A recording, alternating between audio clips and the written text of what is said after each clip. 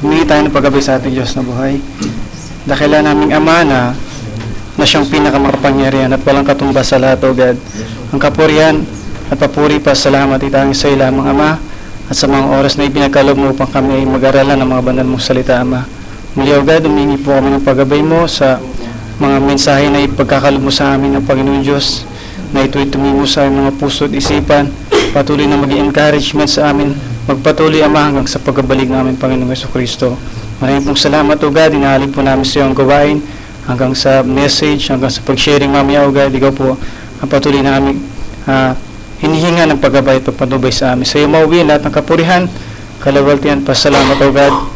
Ito po ang makasama dalangin namin sa iyo, sa pangalan ng bugtong mo, anak, aming Panginoong Jesucristo. Amen. Praise God. Ating bubuksan natin mga Biblia, mga kapatid.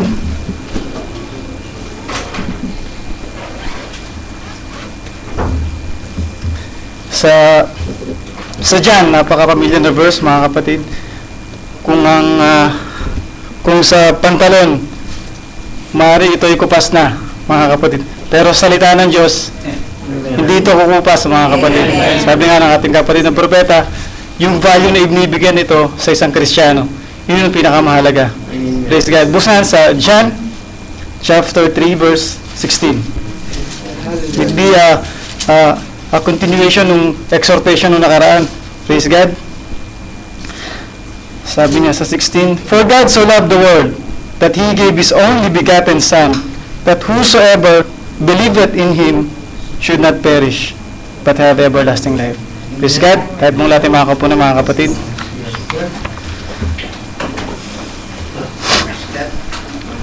Praise God.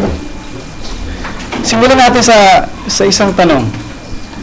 At yung tanong na ito, mga kapatid, alam natin kung paano natin sasagot. Praise God. Do we believe that God is love? Amen. Praise God. We believe that God is love, and this is the reason kung bakit ipinadala niya ang kanyang bugtong na anak para sa ating lahat. Praise God. Ang sabi natin, kapatid ng propeta, Jesus is the heart of God. Just imagine, mga kapatid, kung gaano dapat tayong magalak, ibinigay ng Diyos ang kanyang puso para sa atin. Tignan niyo, mga kapatid, yung boyfriend o yung isang lalaki, kapag binigay ng kanyang nililigawan yung kanyang puso sa kanya, gaano yung saya na nararamdaman niya, mga kapatid. How much more sa atin mga pinili, mga kapatid. Kung gaano, mas lalo yung feeling na dapat natin maramdaman na ipinagkaloob ng Diyos yung kanyang puso para sa atin. Praise God. Pero ang sabi ng Diyos, doon lamang ito sa mga maniniwala sa Kanya. Amen. Praise God. Maraming mga tao, mga kapatid, very familiar itong verse na to. Even a child can recite this very verse, mga kapatid. Pero hinahanap ng Diyos kung paano natin susundin, mga kapatid. Kung ating ibababa lang yung verse, sabi niya sa John 3:3, praise God, ang sabi ng Panginoon Jesus na kailangan bautismo ng tao. Kung binabasa nila itong John 3:16, kailangan may align nila to sa John 3:3. Kung nauunawaan mo ng mabuti itong John 3:16, alam mo i-apply kung paano yung John 3:3. Praise God. So napaka-importante, mga kapatid, itong verse na to na maunawaan ng isang tao, mga kapatid. Hindi lamang ito binasa, hindi lamang ito binigkas na kailangan ipadala ang bugtong na anak upang kung sino maniniwala, siya ay maliligtas. Hindi lamang ganun, mga kapatid. Kailangan nandun yung proper application. Amen. Praise God. It doesn't matter, sabi nga ng ating kapatid ng propeta, how educated you are or how ignorant you are, sabi ng ating kapatid ng propeta. For as long as you know how to apply this, praise God, and that's all that matters with God. That's right. Hindi niya kailangan na matalinong tao. Wala namang mention na education ng ating Panginoong Jesucristo. Wala namang mention na profession ng ating Panginoong Jesucristo. Praise God. All His business is to do the will of the Father. Amen. And that should be all our business, mga kapatid. To do the will of the Father. Praise God. Sabi nga, in the sight of God, we are all the same. Praise God. Ultimo, yung maliit na bulaklak sa parang, hindi pinababayaan ng Diyos, mga kapatid. How much more? Yung creation natin, mas higher dun sa little flower na to, mga kapatid. So, hindi tayo pwedeng pabayaan ng Diyos. Praise God. Ang kailangan naman makita ng Diyos sa atin, yung pagsunod sa kanyang mga banal na salita. Amen. And when God loved, projected this divine love, sovereign grace steps in. And this is the title of our exhortation. When divine love is projected. Praise God. Ang kailangan lang sa atin, ang hinahanap ng Diyos, is to believe, and to believe. Para hindi tayo mag-perish, mga kapatid. Amen. At napaka-importante yung manifestation nito, mga kapatid. Sa ating lalo na sa ating mga Kristiyano, yung manifestation ng divine love ay napaka-importante. We've come too far sa lahat ng mga ating naunawaan, mga kapatid. Ang daming mga revelations, ang daming mga mysteries na ating naunawaan. Pero mayroong mga bagay na malilit na nakakalimutan natin, mga kapatid. Dahil sa taas na napagsisharingan natin, sa taas ng mga naunawaan natin, may mga bagay tayo naiiwanan sa baba, mga kapatid. At yun yung bagay na dapat natin pinagtutuunan din ng pansin.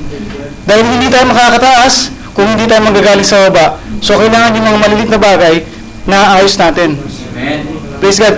Yung klase lang ng ating pananalita, how we utter our words sa kausap natin, praise God, dapat lagi natin tinitignan yun, mga kapatid. Minsan kasi may mga chances na porque nasa low ranks lang yung tao, kung pagsalitaan na natin, hindi natin sila ganun i-treat, the way yung sa tinitreat natin yung mga amo natin, yung mga boss natin, ibang mga kapatid. So dapat lagi natin nauunawaan yung mga ganung bagay at dapat natin ina-apply natin lagi palagi, mga kapatid. Praise God. Ang sabi nga dun sa story sa Bible, yung Good Samaritan, mga kapatid. 'Di ba sabi ng ating Panginoon Jesus, you should love your God with all your heart, with all your soul, with all your strength, and with all your mind. At ano yung pangalawa, mga kapatid?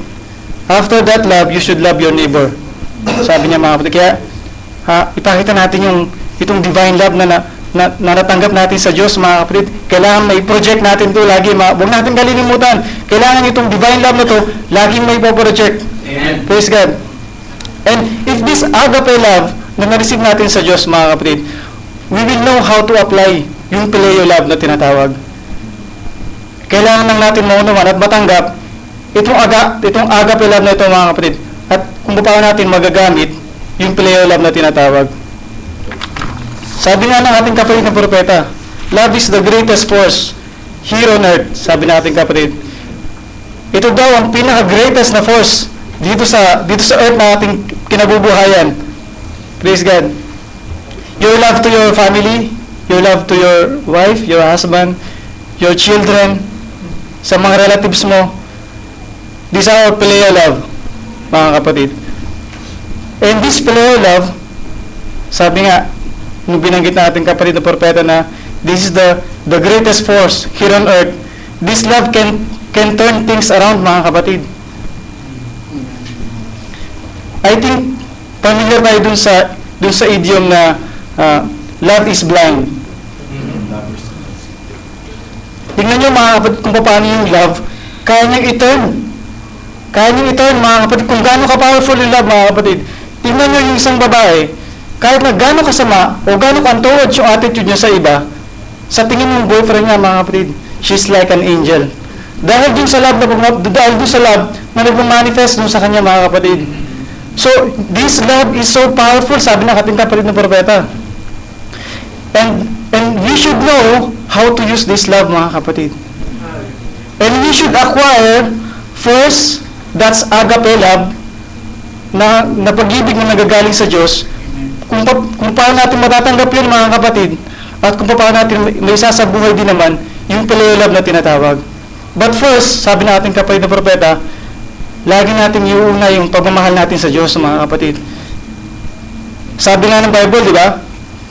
Gaya na nabanggit kanina na mahalin natin yung Diyos ng ating buong puso, ating buong kaluluwa, ating buong lakas, at ating buong isipan. Bakit binanggit yun ng Diyos, mga kapatid? Para lagi siyang mauna. ma-occupy lahat. Ma-occupy ng ating puso, ang ating kaluluwa, ma-occupy ng ating lakas at ating isipan. Lagi siyang muna sa buhay natin, mga kapatid. Yun yung gusto ng Diyos. Kaya binanggit niya yung mga pananalitang ito, mga kapatid. At ang sabi nga ng Exodus, "For thou shalt worship no other God. For the Lord, whose name is jealous, is a jealous God." Amen.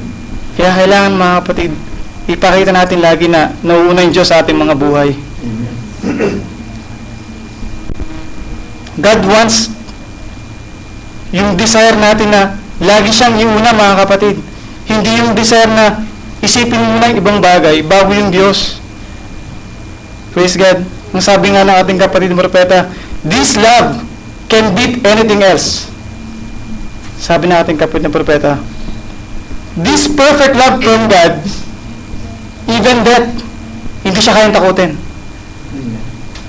Habang binabasa ko itong message na ito, mga kapatid, lalo ko naunawaan, mga kapatid, kung paano dinanas nung sa panahon ng Smyrna and Pergamos, yung sacrifice nila yung buhay nila para sa Diyos, mga kapatid. And this perfect love, mga kapatid, can even defeat death. Hindi siya kayang takutin ng kamatayan, mga kapatid. Kaya, napaka-importante sa isang Kristiyano na mag-possess niya itong agape love o agape love na nanggagaling sa Diyos. Praise God. Ang sabi ng prophet, "When divine love is projected and comes to an end, sovereign grace will step in." So this love must be projected, mga kapatid. Otherwise, wala itong manifestation sa ating mga buhay. Lahat ng ating tinatanggap ng mga salita na ating naunawaan, dapat ito mayroong manifestation sa ating mga buhay, mga kapatid. Especially this love, na napaka-importante, mga kapatid. Kailangan itong manifestation sa ating mga buhay. Praise God. At ang sabi ng prophet, "When divine love is projected and comes to an end, it doesn't mean na mayroong katapusan yung love, mga kapatid." Praise God. Ang sabi ng ating kapatid na propeta, wala ito expiration. Sabi ni Tito B. Praise God. Wala ito expiration, mga kapatid. Ang tanging naunawaan ko dito, mga kapatid, kapag ka pumasok ka dun sa divine love ng Diyos, Amen. and it possess you, mga kapatid, and that love will work in you, mga kapatid. Doon na magsisimula mag-work yung love, it will manifest in your life, praise God, and it will be seen by others. Praise God. Kung yung faith may substance, yung love may substance din, mga kapatid. Kaya kailangan ito may ipakita at may manifest sa ating mga buhay. Praise God. Alam niyo, mga kapatid, mayroong istorya sa ating kapatid na propeta. Maaring pamilyar na tayo dito, mga kapatid. Kung paano ipinroject ng taong ito, yung pagmamahal niya sa Diyos. Mayroong isang colored woman na meron siyang anak. Praise God. Nagkasakit yung kanya anak, mga kapatid. At lumuhod siya sa Diyos, mga kapatid, kung paano niyang i-desire na mapagaling yung kanya anak. Praise God. Tingnan niyo, mga kapatid, kung paano niya i-reject yung pagmamahal niya sa Diyos. Praise God. Tingnan niyo, mga kapatid, even Brother Branham, siya pa yung ginamit ng Diyos, mga kapatid, para dalhin siya dun sa lugar na yon, para lang gumaling, ipag-pray yung kanya anak.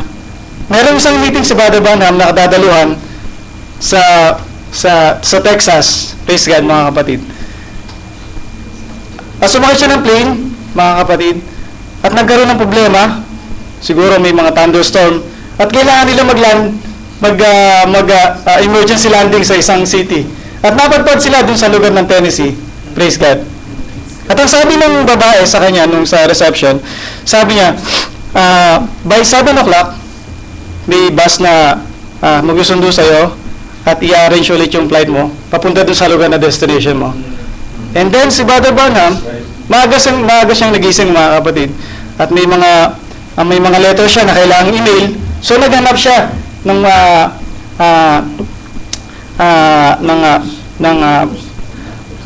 post office, mga kapatid. So ang desire niya, lalabas siya ng kalsada, maghanap siya ng post office para i-mail yung mga letters niya. And on his way, mga kapatid, nagdadasal siya, kumakanta siya, mga kapatid. Suddenly, may nagsabi sa kanya, "Stop." Sabi sa kanya. And then, nagkamali pa rin siya. And then suddenly ulit, may nagsabi sa kanya, you stop. Sabi sa kanya, tinanong niya ang Diyos, mga kapatid, is that you, God? Sabi niya, na nagsabi sa akin na nauninto. At may nagsabi sa kanya na, go the other way around. So, ang ginawa ni Brother Branham, naglakad siya pabalik. Nalagpasan niya yung hotel, nalagpasan niya yung hotel na kanyang pinagtsakinan. Hinihintay niya yung leading ng Diyos, mga kapatid. Sabi niya, ating kabanupeta, naranasan niyo na ba na i-lead ng Diyos? Praise God. Kung paano wala kang gagawin, kundi sundin lamang yung leading. Praise God. Napakasarap maranasan yung mga ganung bagay, mga kapatid. Hanggang sa ma-reach niya yung pinaka-lugar na puro colored yung mga tao. Habang siya ay naglalakad, may isang babae, yung colored woman, na binati siya, sabi sa kanya, "Good morning, Parson," sabi sa kanya. Nagulat si Brother Branham, tawag siyang Parson, sabi niya. "Good morning, Aunt," sabi niya. Yung itsura doon ng babae, yung typical na itsura ng mga negra, mga gano'n, yung Aunt Jemima na sinatawag na, yung sa mga commercial ng pancake, yung makabalot yung ulo, yung mga ganong style. Sabi niya, "I was here waiting for you," sabi ng babae sa kanya. Nagulat si Brother Branham, sabi niya, "Do you know me?" Sabi ni Brother Branham. "I don't know you," sabi ng babae sa kanya. Pero tinawag yung Parson. "Good morning, Parson." Praise God. At ang una-una sinabi niya, kay Brother Branham, "Alam mo ba yung story ng Shunammite woman?" Sabi niya dun kay Brother Branham. Yes, ang reply ni Brother Branham, "Alam ko yung story na yun sa Bible." At ang sabi niya, na kung paano yung Shunammite woman, dumanangin siya sa Diyos, nabigyan siya ng anak. Ganon din ang ginawa sa akin ng Diyos mo. Binigyan niya ako ng anak, at isang lalaki din na anak. Pero yung anak kong lalaki, he was gone astray, sabi ng babae.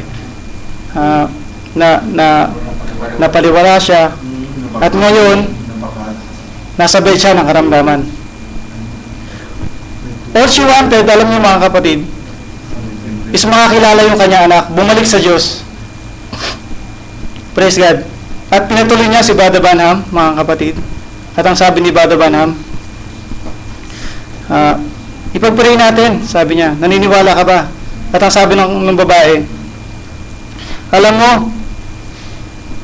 madaling araw pala nakatayo na ako dyan sa labas. Ang sabi niya, tinanong ko ang Diyos, nung ibinigay mo sa akin yung anak ng lalaking ito, gaya ng ibinigay mo doon sa Shunammite woman, nasan si Elijah? Tinanong niya ang Diyos, nasan siya ngayon? Praise God. At nagkaroon siya ng dream, mga kapatid, na mayroong isang lalaki na maglalakad sa harapan ng bahay niya, na ganito ang suot, may sombrero, at yun na yung Elijah na hinihintay niya. At yung araw na yun, mga kapatid, habang naglalakad si Brother Branham, naghihintay yung colored woman doon, nung nakita niya, yung dream niya, nagka-come to pass, konti-konti nagka-come to pass, at nung dumating sa harapan niya, yung suot, yung sombrero, na yun na yun sa panaginip niya, tinawag niya ngayon si Brother Branham. Praise God. At pinapasok niya, hiniling ni Brother Branham na mag-pray muna yung babae. Praise God. At pagkatapos, nag-pray si Brother Branham. All of a sudden, mga kapatid, yung bata na hindi makatayo dahil sa banig ng karamdaman, praise God, gumaling siya, mga kapatid. At dali-dali si Brother Branham, nagmadali siya, mga kapatid, kasi mahuli na sa flight. 7 yung flight niya, 9 o'clock na, nandun pa siya. Praise God. At dali-dali, pumunta siya doon sa airport. Pagdating niya sa airport, alam niyo mga kapatid, 2 hours flight, i-hold ba kayo ng plane ng ganun? Hindi na, mga kapatid, ha? Pagdating niya doon sa airport, mga kapatid, tinatawag na, last call, sabi sa kanya, praise God, saktong-sakto, mga kapatid. Ang testimony ni Brother Branham, kung paano ipiproject ng babae yung pag-ibig niya sa Diyos, kaya niyang pahintuin yung harap namin ng 2 oras para hintayin siya, mga kapatid. Praise God. Ganun kadakila yung Diyos, mga kapatid. Kaya ang ina-advise sa atin, i-project natin yung divine love na natanggap natin sa Diyos, mga kapatid. At dumating yung panahon, mga kapatid, na nag-meet sila ng batang ito sa train station. Naglalakad si Brother Branham, tinawag siya. Sabi niya, Ang alam ko, passion din ang tinawag sa kanya nito eh. Sabi niya, he must be, sabi niya gano'n, went from my previous sermons. Kaya kilala niya ako, sabi niya. Pero nung tinuro niya si Badaban, do you know me? Sabi ni Badaban, absolutely not. Sabi ni Badaban, ako yung bata na pinagaling mo noong araw na yun. Bilang testimony ng batang yun, I was not only healed physically, but I was healed spiritually. Yun yung pinaka-importanting naranasan ng batang yun, mga kapatid. Kung kaya nating i-project yung divine love na ito, mga kapatid, it can turn an unbeliever to believe God. Praise God. If we were just only sincere dun sa mga pagsumamo natin sa Diyos, mga kapatid. Hallelujah. God's still calling, mga kapatid. Do you believe that, mga kapatid? Amen. He's still calling until now. Praise God. Amen. Amen. Naalala ko nga itong word na ito, mga kapatid, yung word na, alam niyo ba yung word na epiphany? Praise God. Epiphany. Yung meaning nito is a sudden realization of something.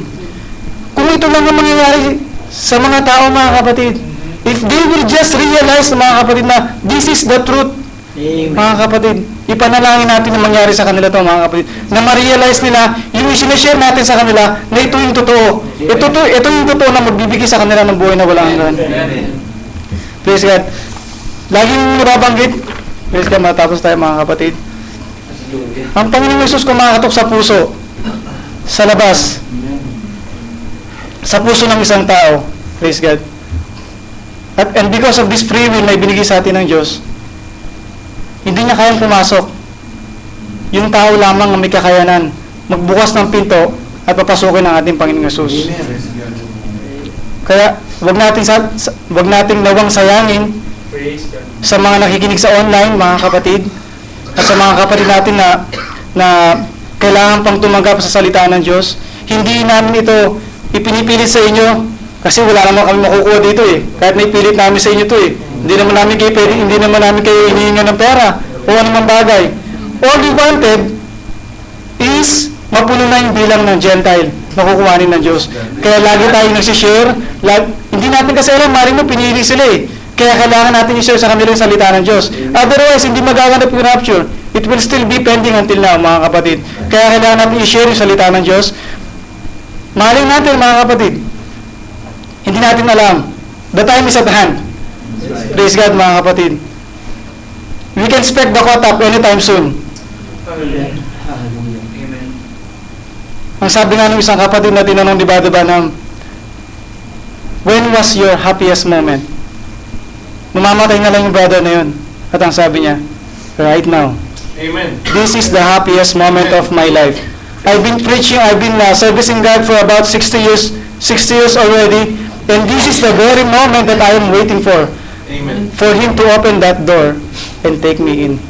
Praise God. Sa isang mananampalataya, even ang kamatayan, marami ang ako naririnig, nag-uusap, darating ang panahon, mamamatay tayo, nakakatakot.